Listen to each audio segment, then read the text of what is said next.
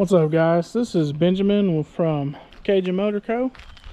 And I want to introduce to you my 2022 Grom SP. I've loved the Groms ever since they first come out. And I had a 2018 model that you've probably seen on my channel. Well, this is the new and improved. And I want to talk to you about some of the things I've done to it, some of the things I might do to it, and why I have it. Despite having multiple big bikes in the garage, I always had a thing for Buells, love muscle cruisers, 2-up touring hyper bike. That's my wife's little Z125 right here that we're working on, and that's her CBR 500.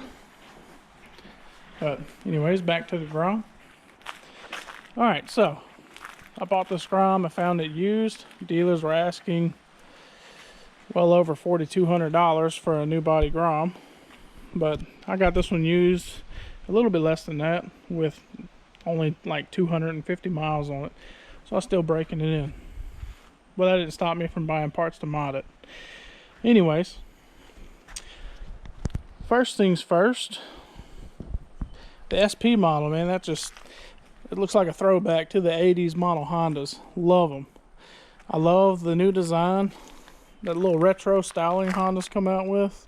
A lot of manufacturers are coming out with it. I love that they put it on their mini bike. Gold wheels, that just reminds me of the old 250R, you know, four-wheelers. Some of the old three-wheelers Honda made. And anyways, a mod list. We'll go ahead and start up here at the top. I got the Pro Taper. These are the SE Minis for the XR50. And no, they no longer have the curve that the factory handlebars have, and they're just a tad higher. I love that they're straight out. It just suits this bike perfectly. Alright, onto the handlebars. You can't go wrong with Pro Taper pillow grips. Some of the best grips you can buy, that's cheap. A little mirror block off plugs. Little knock off hand levers.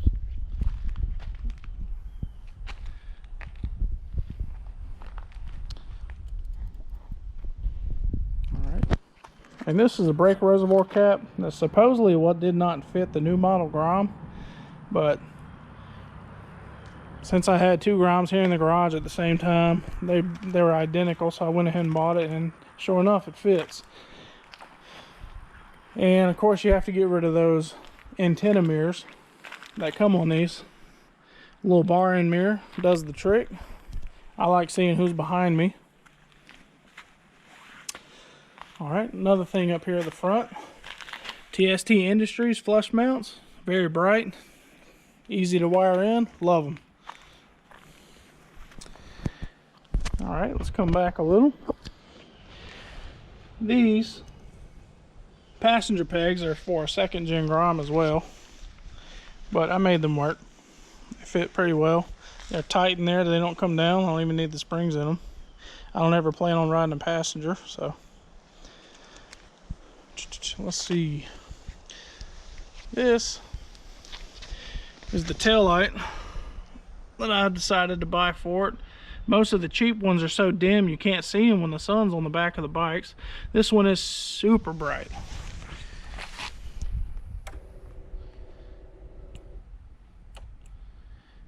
Love that.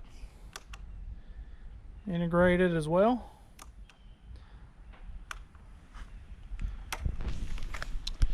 You will need a flasher relay if you're going to run front and rear LED signals on this bike.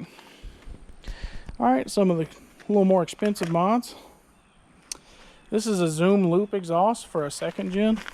This one is actually not for the third gen Groms. And to make it fit, a little Z bracket that comes normally with them. Use a Z bracket right there, and then you just put a hole in your rear set or you can custom fab a bracket from the factory mounting location for the third gens from here to there. But this one actually had some road rash on it. I pulled off my sister's bike. She wanted a new exhaust, so I made a little plate that covered the road rash, and I repainted the exhaust with some barbecue paint, grill paint. I think it turned out looking pretty cool. I mean, they are like $300, so I figured I'd try to save it. Alright, next up, remote reservoir shock. This is like a little Olin's knockoff shock. It does have a hard and soft adjustment down here on it. You can raise and lower with the threaded splines along the shaft, the fork shaft, shock shaft, sorry. But even with it all the way down, it is a lot stiffer than the factory Grom spring that comes on these bikes, and it is already an inch taller with it let all the way down. I mean, it definitely feels a lot better than the factory shock. So it was well worth the $53 that I paid for it.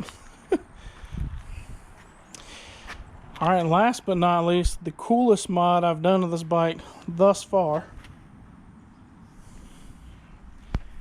would have to be the Revolution Motorsports clear cam cover. That thing's so cool. And the tappet covers, if you can see in there. They're awesome. Favorite thing I've done to the bike so far. Oh, and I also have the TST Industries Works RAM filter housing. So, that actually, out of all the intakes offered for these bikes, that one supposedly makes more torque than the rest of them. And it definitely helped. I ran the filter housing and the exhaust, and I just reset my ECU for now. I'm about to buy a S1 cam and tune from DHM, you know, to go ahead and get that top end up a little bit. But I'll show you what she sounds like. But first, I'm gonna crank it up and let you see this cool thing right here.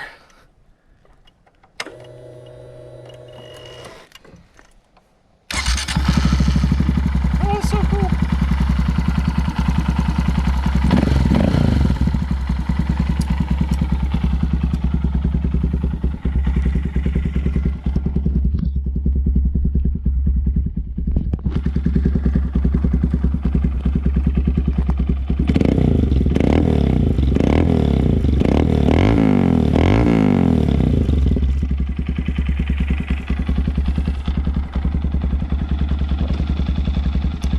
Anyways, I thought about doing a CBR 300 swap.